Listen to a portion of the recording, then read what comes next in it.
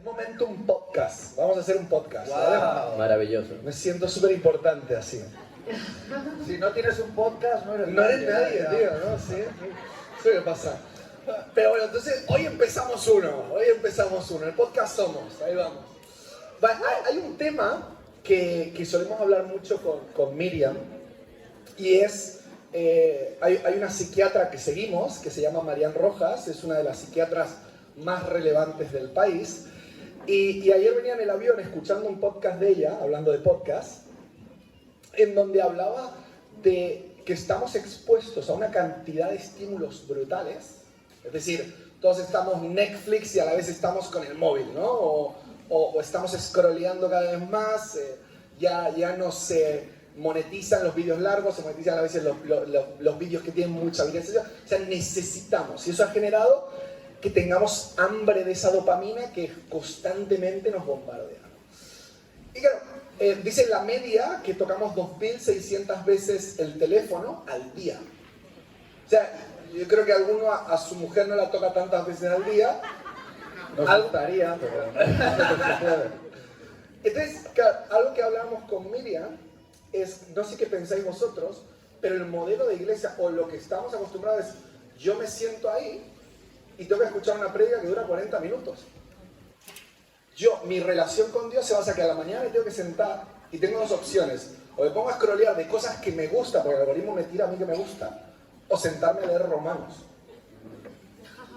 Si me tengo que poner a tener un momento de intimidad con Dios, me tengo que poner a orar, pero mi cabeza se va a otro lado porque necesita y está acostumbrado a orar. Yo creo que como jóvenes, ahora tenemos una batalla brutal, y también como iglesia, es que competimos contra una necesidad hasta fisiológica de distracciones constantes, ¿no? Entonces, no sé qué opináis vosotros, si veis que vamos para ese lado, pero no sé si Miriam quieres comentar más algo de esta intro, pero ¿qué opináis y qué tenemos que hacer tanto nosotros como iglesia, porque todos somos iglesia, y qué también tenemos que hacer nosotros como jóvenes para intentar luchar contra esto? Te cedo la palabra. Capaz que pensáis que no pasa, o no sé, o capaz que... No, acabas de hacer un análisis súper certero de lo que estamos viviendo. ¿Cuántos están de acuerdo que lo que ha descrito es la verdad, es la realidad? Y mientras estabas hablando pensaba que todos aquí, incluidos los predicadores, los pastores, los que tenemos cierta autoridad espiritual, tenemos esa tentación, estar encadenados al algoritmo que nos llama constantemente, porque el entretenimiento es adictivo y hoy en día ya se le pone nombre a qué exactamente te gusta de esto, y es la dopamina que se segrega con cada clic, con cada like, con cada estímulo nuevo, ¿no? Entonces pensaba mientras hablabas, ¿cómo yo puedo vencer la tentación de vivir una vida tan insignificante como estar esclavizado a un algoritmo? Y pensaba en esta frase que un día me dijo alguien, la visión da sentido al sacrificio. Lo vuelvo a decir, la visión da sentido al sacrificio. Esto me lo dijo alguien que estaba en el mundo fitness y yo le decía, odio hacer deporte. Odio hacer deporte porque no me parece placentero. Me gusta comer lo que me gusta comer, me gusta dormir lo que me gusta dormir y no quiero levantarme a correr o levantar pesas. Y me dijo esto, Itiel, para superar todos esos bloqueos tienes que tener una visión. Tienes que visionar tu cuerpo fibrado, fuerte, tu salud llevada al siguiente nivel, porque lo único que va a hacer que te levantes de la cama, lo único que va a hacer que le digas no al chocolate, lo único que va a hacer que dejes el teléfono y te vayas al gimnasio es si tienes una visión. Porque esa visión de tu futuro va a dar sentido al sacrificio que vas a hacer para lograrlo. Entonces, para mí lo que acabas de decir solo puede ser superado si tenemos una visión de nuestro futuro que sea lo suficientemente emocionante para decir, no, yo no puedo estar atado a este algoritmo. Entonces, creo que vivir con una visión va a dar sentido a que nos sacrifiquemos, y si no te estás sacrificando y estás atado al placer, ya sea el placer de la dopamina, quizá lo que le tienes que pedir a Dios es, dame una visión por la cual sea capaz de sacrificarme y decir que no a lo que me da placer momentáneo. ¿Tiene sentido eso o no?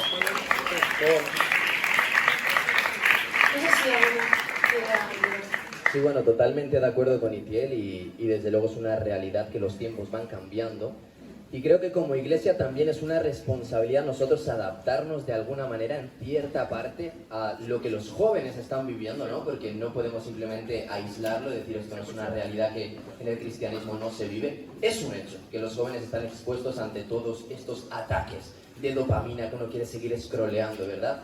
Y el primero yo creo que también se adaptó a su tiempo cuando vino a esta tierra para poder compartir la palabra fue Jesús mismo. En el tiempo de las parábolas, él empleó parábolas, ¿no? Entonces creo que para enganchar a los jóvenes, para de alguna manera hacer un llamamiento a buscar de Dios, etcétera, las redes pueden ser también una buena oportunidad, pero luego creo que cada uno tiene que ver qué está haciendo con eso, porque Jesús, después de hacer la obra en el ministerio, digamos, siempre encontrar sus momentos de intimidad con el Padre, ¿no? Y si tú luego esos momentos de intimidad como individuo, tú también vas con ese corre-corre de quiero, bueno, tener una experiencia rápida con Dios, ahí ya entras en un grave peligro. Es más, yo creo que la dopamina de la que estás hablando se ha vuelto una droga para todos nosotros. Hablamos a veces de pornografía, hablamos de masturbación, sí, todos decimos, oh, pero realmente que me estás hablando de las redes sociales, de Netflix. Yo creo que inviertes incluso más tiempo en todo eso que en lo que un joven atado, por ejemplo, podría dedicarlo a la masturbación, ¿no? Entonces creo que la mayor droga de este siglo XXI es esa necesidad que tenemos de buscar un placer instantáneo, un entretenimiento instantáneo que nos meta en esa burbuja y no pensemos en absolutamente nada más. Entonces cada uno tendría que hacer esta meditación de a qué le estoy dedicando mi tiempo. Yo siempre digo que lo que viene de Dios te acerca a Dios y lo que no viene de Dios no te acerca a Dios. Entonces, personalmente, yo, por ejemplo, he tenido que poner ciertos límites en muchas redes sociales, en Netflix, en ciertas cosas que yo sé, que yo, conociendo a Orchi Urbieta, dónde están mis debilidades, dónde están mis limitaciones, como me engancho muy rápido a cualquier serie. Y aunque es bueno disfrutar de esto, en el momento que yo empiezo a ver que ya no me está haciendo bien, voy a poner una pausa. Creo que voy a entrar en un ayuno de dopamina, por así decirlo. No sé si me estoy haciendo entender. Ahí, simplemente para... Yo algo que le decía a Miriam cuando nos casamos, y ella era una conversación, un comentario un poco complejo, era, yo le decía, y era una conversación, yo te puedo llegar a ser infiel. Entonces, que suena súper feo, pero es que si tú no pones un problema, nunca vas a poner barreras para solventar ese problema. ¿Sabes? Entonces, si tú no dices, yo puedo llegar a ser adicto a esto, nunca vas a poner barreras para que nunca realmente estés adicto a esto. Entonces, yo creo que con el tema móvil, es cualquiera, para todos es como algo normal, ¿sabes? Porque no, culturalmente no se ve como ni cocaína, ¿sabes?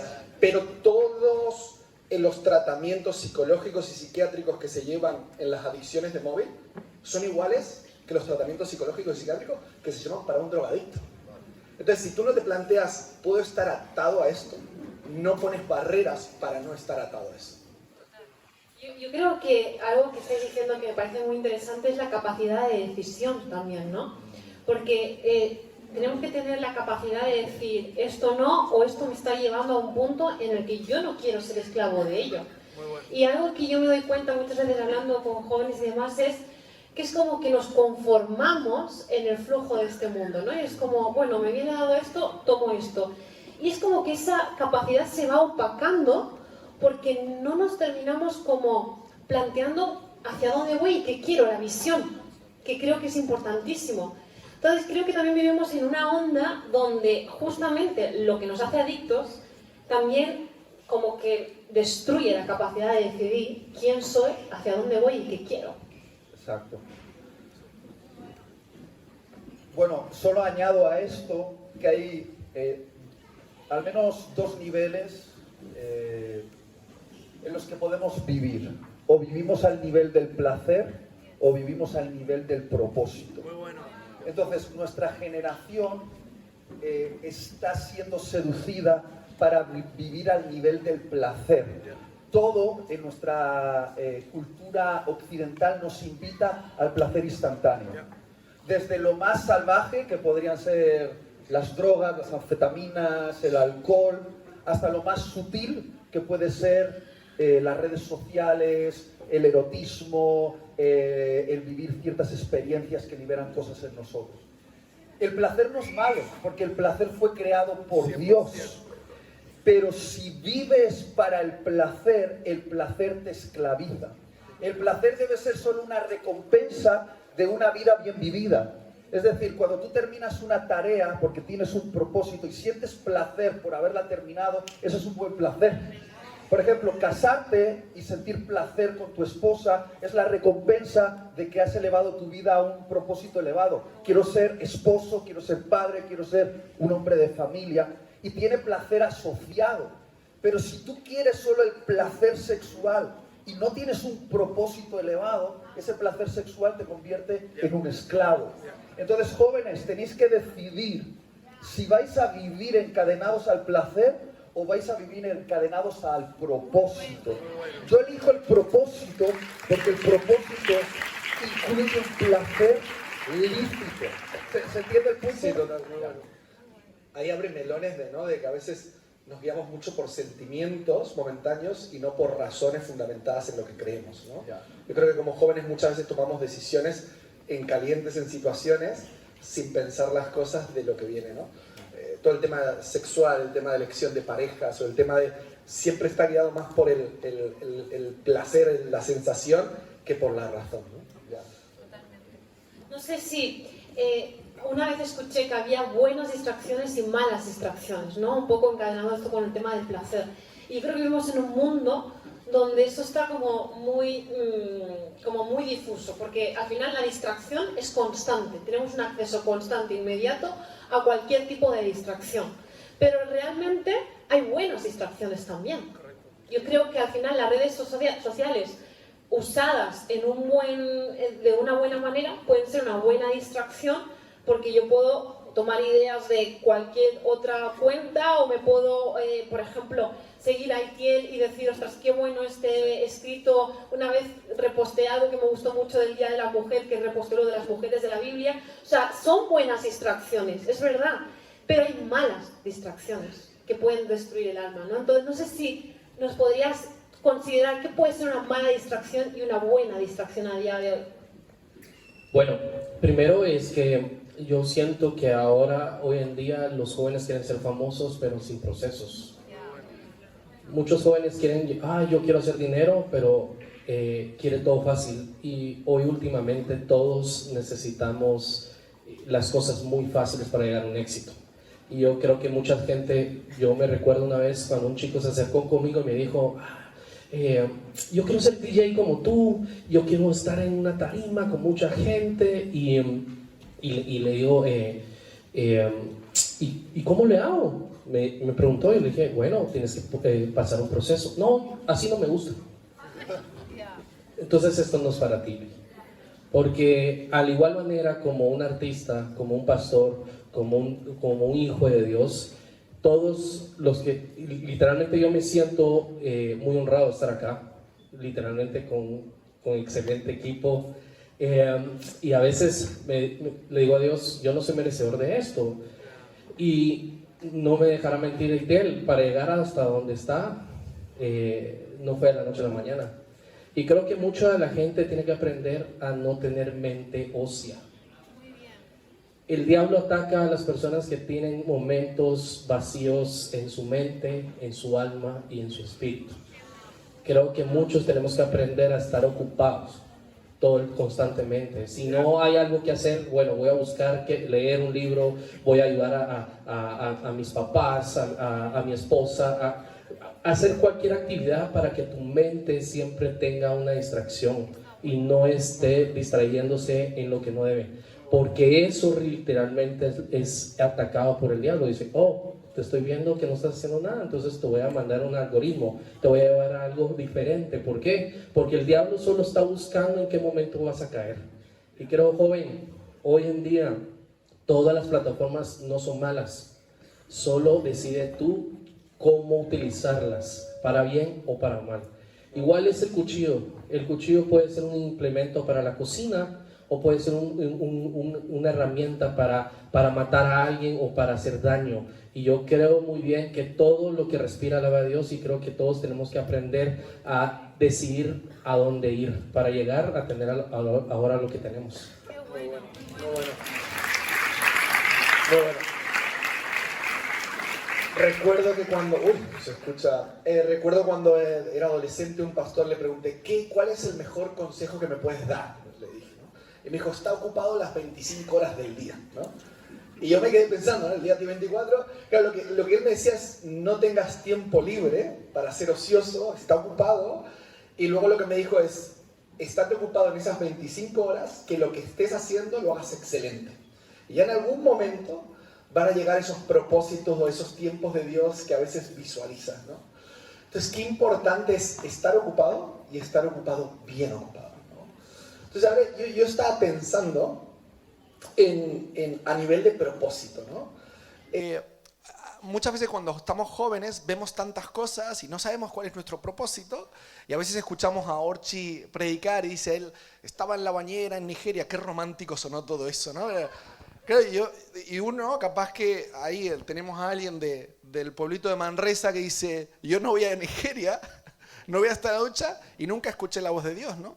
¿Cómo encuentro mi propósito dentro de mi vida, ¿no? Porque a veces esperamos es el de, la voz de Dios que suene y diga exactamente lo que tenemos que hacer, ¿no? Entonces, cambiando de tema de distracciones, ¿cómo encontramos nuestro propósito en Dios? Bueno, para decirte primero lo de Nigeria, yo tuve que llegar hasta la punta de Nigeria por lo duro de cerviz que era yo, por lo cabezón y lo vasco que era yo. Entonces yo creo que... Sí, es mi primo. Sí. Entonces por eso creo que cada uno tiene que sufrir distintos procesos y no es necesario que Dios te lleve a la punta de Nigeria. Quizá fue algo necesario para mi corazón porque yo necesitaba eso en aquel momento. Como os he dicho, había mucha basura en mi corazón. Y ni siquiera me había dado cuenta, esto es lo más peligroso. La Biblia ya dice que engañoso es el corazón más que todas las cosas, ¿no? Entonces Dios me tuvo que llevar a ese momento de prueba de fuego, donde me encontré de tener nada, aferrarme a Dios o morir ahí en el intento. Es por eso que para mí todo se resume en rendición. Realmente la religión a mí durante muchos años me dijo, tienes que hacer más, tienes que orar más, tienes que ayunar más, hasta que llegó Jesús y me dijo, simplemente rinde, que ya me encargo yo de hacer. Pero muchas veces nosotros no le dejamos por todo lo que está levantado en nuestro corazón, ¿verdad? Y una de las frases que a mí más me impactó en este tiempo en Nigeria fue este gran profeta del que ya muchas veces he hablado con Itiel. A mí me dijo una vez, ¿sabes? No existe nada más peligroso para un ser humano que no escudriñar su corazón cada día. Porque realmente uno piensa que va bien y muchas veces incluso lo que estamos haciendo puede ser bueno, puede ser correcto, puede ser provechoso para los demás. Podemos estar predicando la palabra de Dios, que hay algo más honroso, más bueno. Qué bendición tan grande poder predicar la palabra, ¿no? Pero ¿qué tal si alguien estuviera predicando esa palabra, como dice Emma, para llegar a ser famoso? ¿O qué tal si alguien estuviera produciendo música cristiana? Gloria a Dios por ello, ¿no? Pero ¿qué tal si la motivación del corazón fuera, quiero que la gente me escuche, quiero ser famoso, ¿no? Entonces creo que todo se trata de la rendición en el corazón, de dejar de un lado tus ambiciones personales y de saber que estás sirviendo, viviendo para cumplir un propósito mucho mayor que toda tu propia vida. Es lo que yo resumo, rendición. Bueno, regresando a la pregunta del propósito y tomando el ejemplo que nos ha dado Orchi en su mensaje, David, antes de enfrentarse a Goliat, se enfrentó a osos y leones mientras cuidaba del rebaño de ovejas de su papá, que por cierto, su papá era un sinvergüenza. O sea, tuvo un mal padre David. Fíjate que hasta se olvidó de que tenía un hijo. Sin embargo, David lo honró. Dejo ahí una nota. Pero es muy interesante porque cuando David se presenta delante de Saúl y dice, yo quiero luchar contra Goliat, Saúl lo ve, lo menosprecia y dice, pero tú no vas a poder. Y entonces David le cuenta un testimonio. Le dice, mira, yo he sido el guardián de las ovejas de mi papá. Mi papá me encargó la tarea de cuidar de un rebaño. Y cada vez que venía un oso o un león y se llevaba una de las ovejas de mi papá, yo iba como un salvaje, me lo imagino con una piedra, un palo, la onda. Voy detrás de esa bestia y le arrebato el corderito de las fauces. Y cuando Saúl escuchó ese testimonio de valor que ocurrió cuando no había una cámara grabando, cuando no había público, ese testimonio fue la llave que le dio acceso a la puerta de la oportunidad. Es decir, su fidelidad en lo íntimo, en lo secreto, cuidando de un pequeño rebaño de ovejas de su papá, fue lo que le abrió la puerta a la oportunidad que le hizo famoso. Es decir, si él hubiese perdido esa oveja y no hubiese luchado para salvarle la vida a esa oveja, no hubiese perdido una oveja, hubiese perdido la oportunidad de su vida, el testimonio que le iba a abrir la puerta a ser el hombre más famoso, el hombre más aplaudido y finalmente el hombre que llevaría la corona de Israel. Es decir, literalmente salvar la vida de una ovejita de su papá se conectó con después llevar la corona de rey. Y algunos aquí estáis menospreciando aquello que llamáis las pequeñeces de vuestra vida. Queréis la batalla que os hará famosos, luchar contra Goliat y haceros populares en el pueblo.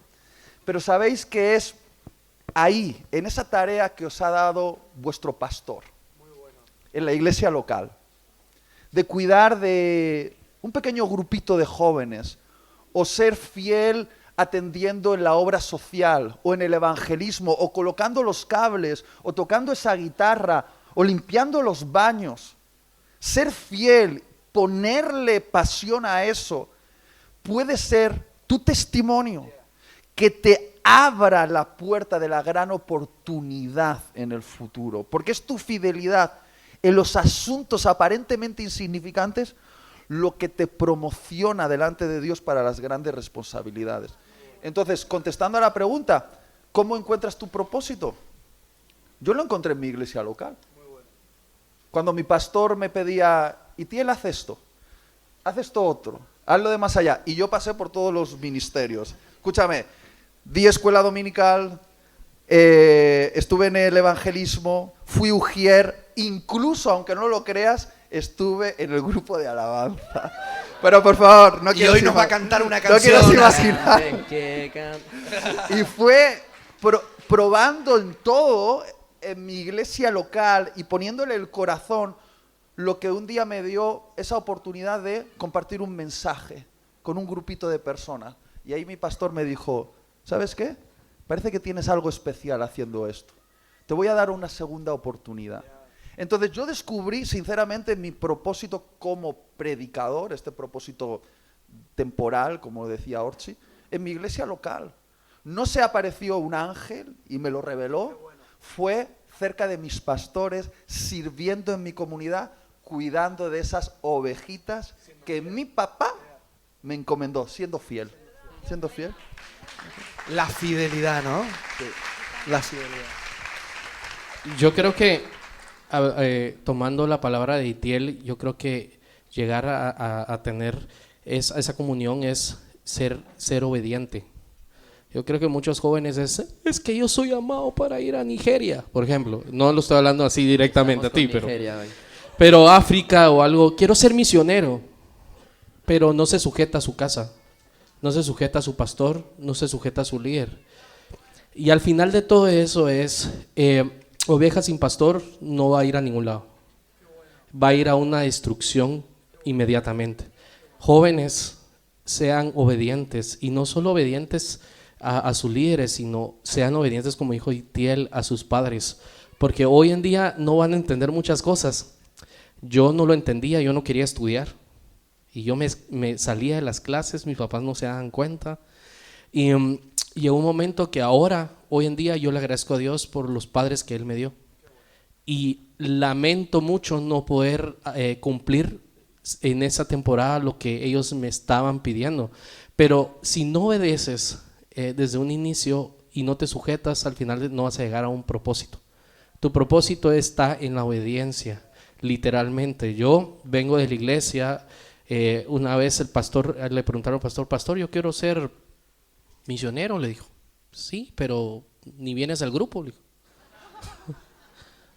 Entonces al final de todo eso es, todo el mundo dice que Dios le habló, pero al final, como dijo Itiel, si no empiezas en tu iglesia local, en donde te congregas a hacer cosas, aunque mover los cables, o sea, literal, haz que la gente te mire involucrándote en cada área, porque así vas a encontrar un propósito, primero dentro de la iglesia, primero en las cosas de Dios, y luego ya después Dios va a dejar que tú hagas lo que quieras, pero hiciste algo primero dentro de tu iglesia. Emma no lo ha contado, pero antes de ser DJ internacional era el técnico de sonido en su iglesia local, ¿verdad? Estaba poniendo cables, ¿sí o no? De lunes a domingo sin una paga.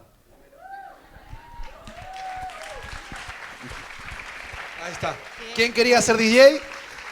¿Va a recoger todo este escenario? No, Y te digo algo, cuando ya vieron que yo era DJ, ya vieron que eran DJ, había cola en sonido porque decían, es que yo quiero ser como el DJ, ¿en dónde me inscribo en sonido? Y todos los de sonido así como, ya no cabe la gente aquí. Pero ellos pensaron, por ser sonidistas en la iglesia, iban a ser DJ famosos. Y nunca vieron detrás que todo es un proceso. Qué bueno, qué bueno. Muy Muy bueno. bueno. Yo creo, pensando, ¿no?, un poco de lo que estabais hablando, debajo de lo que habéis compartido los tres, hay como una renuncia al ego en este proceso. Porque el ser humano tiende, la carne, yo creo, ¿no?, y fijaros que muchas veces la visión es cuál es mi propósito, ¿no? Y muchas veces como seres humanos clasificamos el quiero ser pastor porque es muy visible, o quiero irme a las naciones. Pero cuando habláis y contáis vuestros testimonios y vemos la Biblia, la leemos, el camino hacia Dios ha sido una renuncia constante a ese ego. No significa decir, no, yo soy el último, no, pero decir primero a Dios, esa rendición, y mi vida mira hacia Dios, hacia su iglesia. Cuando amamos a la iglesia local, muchas veces van a salir cosas que la carne dice, aquí no me quiero poner, porque yo aquí no me quiero poner, o mira al otro. Pero qué bueno es poder saber decir, no, estoy dispuesto, ¿no? Rendición y disposición.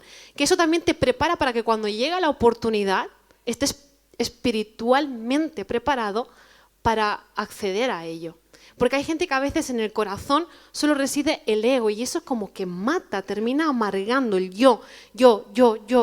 Hasta la iglesia termina siendo como que todo tiene que voltear alrededor de mí. Y en el reino de Dios es yo soy el último y todo es por y para Cristo.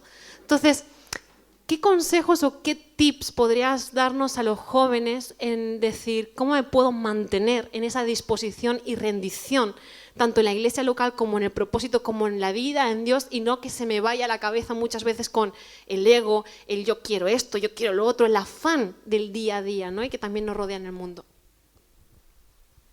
Bueno, creo que realmente a nosotros nos gusta lo fácil. Entonces, cuando tú examinas tu corazón a diario y de pronto te ves muy cómodo, estás en una posición muy cómoda, igual te puedes empezar a plantear, creo que hay algo en mi vida que no está yendo del todo bien, ¿no? Porque Jesús mismo, para seguirlo a Él, no lo puso nada fácil. Jesús no decía, vengan a mí que todo va a ser una maravilla, que todo va a ser... Al contrario, toma tu cruz y sígueme. ¿Quién quería tomar la cruz en aquel entonces? Cuando estamos hablando de una época donde la cruz era el mayor símbolo de muerte, una de las muertes más crueles del Imperio Romano, ¿no? Y realmente nosotros vivimos en una sociedad donde muchas veces nos puede confundir, nos puede distraer, como hablábamos, porque hay frases muy famosas y muy poéticas de tienes que seguir el corazón. Tienes que escuchar tu corazón y seguir tu corazón. Y desde luego suena poético, pero realmente el corazón yo creo que siempre te va a llevar en contra del propósito. Pero esto te lo voy a poner con experiencias muy fáciles de entender. Cuando alguien te hiere, por ejemplo, cuando alguien te ofende, tú no dices, ay, ¿cómo siento abrazar a esta persona, perdonar a esta persona? Realmente, no sé vuestros corazones, no sé si el mío estará, pero en el momento lo que te nace es, mira lo que me ha hecho el desgraciado. Es como te nace todo lo contrario, ¿no? cuando una persona realmente tiene que tomar una decisión difícil, lo que le nace es, voy a tratar de escapar de esta situación, de no enfrentar esta situación. Es decir, buscamos siempre lo cómodo. Entonces yo muchas veces en mi vida considero que cuando no me siento cómodo, y puede sonar un poquito extraño, ¿vale? Pero cuando estoy en una posición donde no me siento del todo cómodo, digo, quizás ahora sí estoy yendo por el camino correcto. Y si veo que estoy en una posición muy cómoda, comienzo a preguntarle al Espíritu Santo, ¿será que nuevamente mi corazón me está engañando? ¿Y será que nuevamente tú me tienes que enseñar lo que tengo aquí dentro? Entonces, esta suele ser como una lucecita roja que se me enciende, como un tip que podemos tener cuando realmente pensamos que estamos avanzando hacia el propósito que Dios tiene para nosotros, pero de pronto nos estamos desviando, ¿no? Sí. Quiero hablar un poco del ego. Mi papá me decía una frase que odiaba siempre que me la decía. Pero ahora que cuando voy a visitarle y le doy un beso, mi papá, por cierto, desarrolló una enfermedad que es una especie de Parkinson y Alzheimer, que hace que sus facultades motoras se hayan perdido. Mi papá, por ejemplo, hay que darle de comer, hay que levantarlo de la cama. Os digo esto como nota, los papás se mueren, ¿vale? El tiempo pasa y es mejor darles flores cuando están vivos que llevarlas a las tumbas, ¿vale? Yo echo mucho de menos no haber vivido ciertas cosas con mi papá porque quizá fui víctima de mis propios líos en la cabeza y quizá tenía que haberle perdonado antes, quizá tendría que haber hecho antes cosas con mi papá. Quiero deciros esto, no he respondido a lo del ego, pero creo que es importante recordaros que merece la pena hacer con tu papá o tu mamá hoy lo que hoy puedes hacer, porque mañana quizá es tarde, ¿vale? Bien, eso era una nota, pero no tiene nada que ver con el ego. Y Tiel va la patata, ¿eh? Vas directo a... No, sí, cuando te haces viejo como yo, ya miras tu pasado y dices, wow, cuántas cosas he aprendido. Y contaba lo de mi papá porque ahora cuando me siento a su lado y él no habla, ¿no? Pero me escucha y me sonríe así un poco, le digo, papá, ¿cuánta razón tenías cuando me decías esa frase que yo odiaba y tenía ganas de pegarte cuando me la decías? Mi papá me decía, Itiel, para que seas útil para Dios, Dios tiene que quebrantar mucho tu ego. Y yo le decía, no me digas eso, no me digas eso. Y me decía, ¿cuánto quebrantamiento te falta? Me decía. ¿Cuánto quebrantamiento? Con el tiempo me di cuenta de que esa sabiduría de mi padre venía del cielo. Jesús dijo, para que la semilla dé fruto, debe ser enterrada bajo tierra y debe morir. Y en la aparente muerte es donde surge la vida. Yo no soy un experto en temas de biología, pero más o menos sé lo que pasa cuando entierras una semilla. Una semilla dentro de la cáscara tiene el potencial para dar mucho fruto y provocar una gran cosecha. Pero esa cáscara, si no es quebrantada, si no se quiebra la cáscara, no sale hacia afuera la vida que está contenida dentro de la semilla. Y debajo de la tierra, donde nadie ve, bajo las presiones de la tierra, la humedad, el peso, la cáscara exterior se quiebra y entonces hay una abertura para que la vida interior de la semilla empiece a brotar. Y eso se llama en la Biblia ser quebrado en el alma. Porque para que la vida del Espíritu surja en nosotros, nuestra alma ególatra que quiere imponerse constantemente tiene que ser quebrada. Ese ego, ese alma que siempre quiere llevarse el protagonismo, Dios lo va a someter a procesos de quebranto para que el Espíritu en nosotros pueda fructificar. Y os digo una cosa, os digo lo que mi papá me decía, ¿cuántos tiene que quebrantar Dios? Muy bueno. No, y cuando tengas 40 años, como tengo yo, darás gracias a Dios por todas las experiencias de quebranto, que duelen, ¿eh?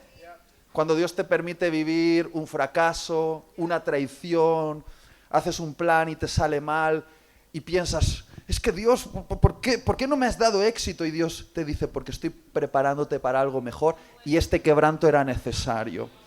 Entonces, que Dios os quebrante. Muy bueno. Que Dios os quebrante. Muy bueno.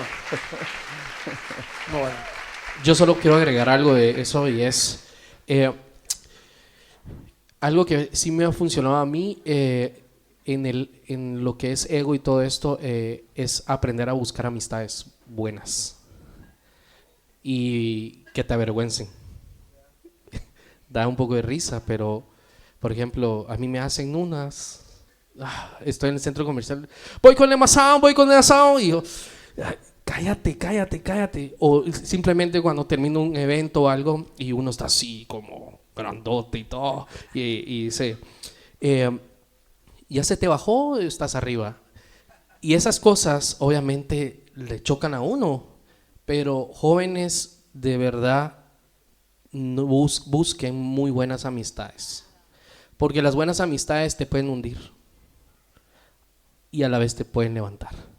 En ese momento, en pandemia y todo eso, Dios me pide a mis amistades de muchos años, 15 años compartiendo con ellos, y Dios me dice un día, te quiero lejos de tus amigos. ¿Se imaginan eso? Es bien difícil alejarte de toda la gente y estar solo. Y ahí es como agrego lo que dice Itiel, es tiene que quebrarte Dios, pero te tiene que quitar todo. A veces uno quiere ser el salvador de todo el mundo, decir, no, estoy pasando un proceso, pero al final de todo eso es que si no lo dejas vivir su proceso, no vas a entender o estás lastimando el camino que tiene Dios para él. Creo que es muy importante, es aprendan a buscar buenos amigos, buenas amistades. Muy bueno. Muy bueno. Un aplauso. En conclusión, entonces, dice que un estudio decía que el 90% de la audiencia se conecta cuando dices en conclusión. Entonces, lo primero es saber si estamos adictos al teléfono o no y que podamos gestionar el poder dejarlo al lado. Alguien decía, si crees que no, apágalo durante toda la semana, mételo en un cajón y si piensas que, y si no lo puedes hacer, es que lo estás, a no ser que sea por trabajo. El segundo punto que me encantó fue el propósito. De ahí obtengo esa fidelidad, ¿no? Lo que tanto que decía los dos, o sea, ir tanto hasta el medio de África siendo fiel, ser constante, y Tiel decía que era fiel en cada uno de los... Y yo que soy hijo de pastor, ver cuando mis papás encuentran a alguien fiel en la iglesia, es como que encuentran un tesoro, ¿no? Y eso hace que sean, bueno, dice que Jesús buscaron hombres fieles, ¿no? Para servir las mesas, ¿no? Y luego el último punto que estábamos hablando ahora, el del ego, el poder matar nuestro yo, ¿no? El poder romperlo, y eso viene ayudado seguramente de amigos cercanos, y poder que ese Aarón muera cada día, ¿sabes? No tiene que existir Aarón, no tiene que existir Miriam, ¿no? Y ahora con todo esto, las conversaciones se hacen muy cortas, estas conversaciones. ¿A quién se le ha pasado rápido? A todos. Pero gracias por vuestro tiempo y vuestra sabiduría. De verdad Así que vamos sí. a darle un fuerte aplauso. Gracias.